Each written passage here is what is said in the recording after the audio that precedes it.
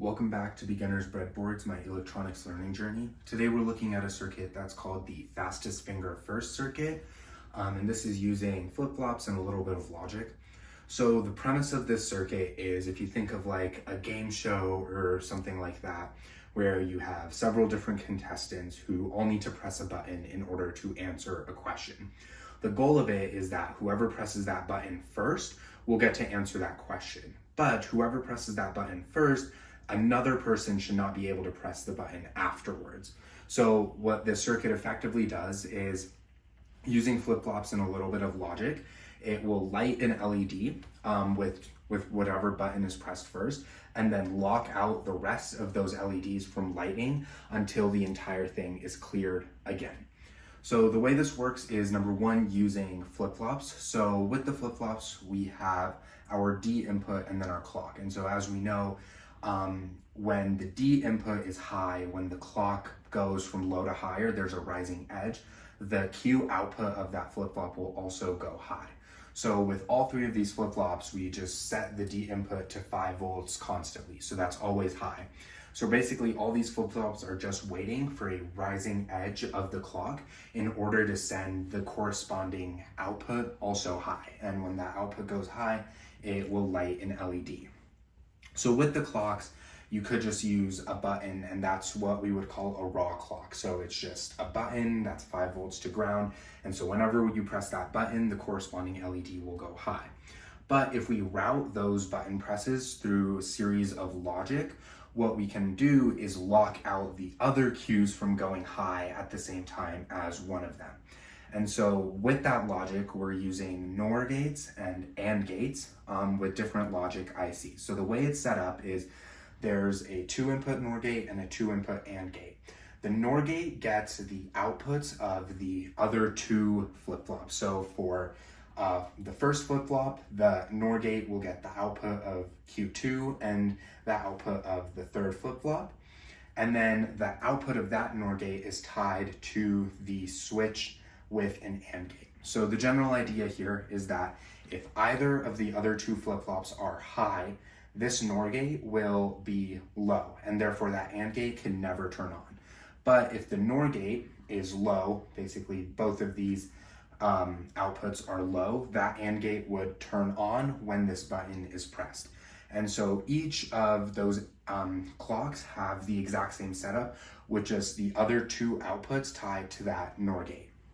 And so using that logic, what happens is, with the very first button that's pressed, that LED will turn on, but the others will be barred or locked from turning on. The clock could never go high because of that logic combined with each other. So what we also have here is the clear. So they all get the same clear. So when the clear button is pressed, everything will clear.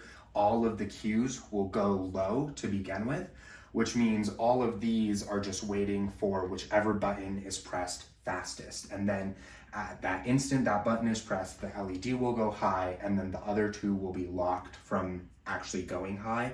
And so those LEDs would not be able to light. This is everything built onto the breadboards for this project. So on the top here, we have the two flip-flop ICs, and then here we have the logic gate ICs. One of them is an AND gate, and then one of them has the NOR gates. Everything is being powered by just a constant 5-volt supply there. For the flip-flop ICs, this is the specific one we're using.